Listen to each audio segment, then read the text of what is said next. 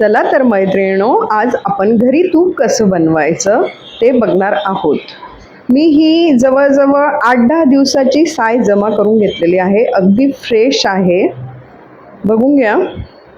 अशा पद्धतीने जमा करून ठेवलेली आहे आणि आता एका ब्लेंडरच्या साहाय्याने आपण त्याला फिरवून घेऊया सायला। बघा,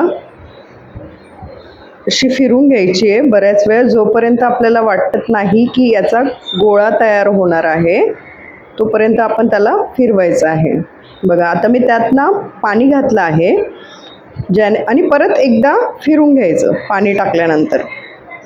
बघा, गोळा किती स्वच्छ दिसतोय आपला आणि लोणी पण तयार झालं आहे। तर आता आपण एक एक गोळे काढून घेऊया आणि ज्या कढईत आपण तूप तापवणार आहे त्या कढईत हे गोळे गोळे करून ठेवूया। तर बघा, मी एकदम स्वच्छ धुवून घेतलं आहे। 2-3 ग्लास पाणी टाकलं आहे आणि स्वच्छ धुवून घेतलं आहे। बघा, आपलं किती स्वच्छ दिसतोय लोणी। आता ह्या कढईत मी गोळे टाकून घेतलेले आहे। पूर्ण लोणी जमा झाल्यानंतर आपण परत त्याला नळाखाली घेऊन स्वच्छ धुवून घ्यायचं। आपलं पाणी थोडं पण खराब नाही दिसत आहे, खूप स्वच्छ दिसते। बघा, एकदम स्वच्छ असं पांढरा शुभ्र आपल्या लोण्याचा गोळा तयार झालेला आहे। अगदी सोपा आहे, खूप कमी वेळ लागतो लोण्याचा गोळा तयार करायला।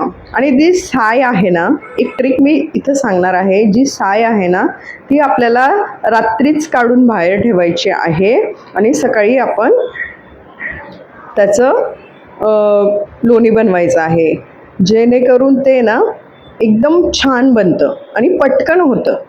आता मी ह्या कढईत घालून घेतलेलं आहे आणि गॅस चालू करून ते फिरवत आहे। हे आपल्याला कंटिन्युअसली फिरवून घ्यायचं आहे जेणेकरून लागणार नाही। आणि ते करता करता तुम्ही एखादी काम करत असणार तर गॅसची फ्लेम थोडी कमी करून घ्या। हे असं वरती येतं, मग ते सांडू शकतं, म्हणून त्याच्याकडे आपल्याला चांगलं लक्ष द्यायचं आहे। आता बघा, आपलं आता हळूहळू चेंज होत जाणार आहे। आता असं दिसायला लागलेलं आहे, तरी आपण या स्टेजला गॅस नाही बंद करायचा आहे, चांगलं फिरून घ्यायचं आहे। बघा,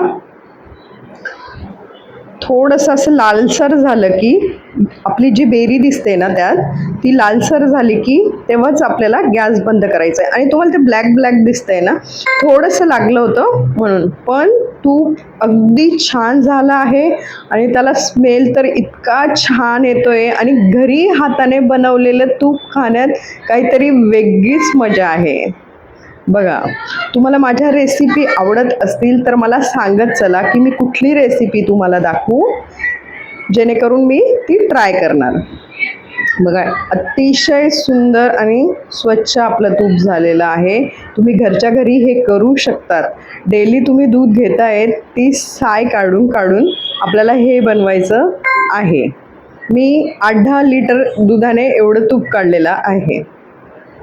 तर तुम्हाला माझ्या रेसिपी कशा वाटत आहेत, आवडत असतील तर नक्की माझं पूर्ण व्हिडिओ बघत चला आणि माझ्या चॅनलला लाईक, शेअर, सबस्क्राईब करत चला।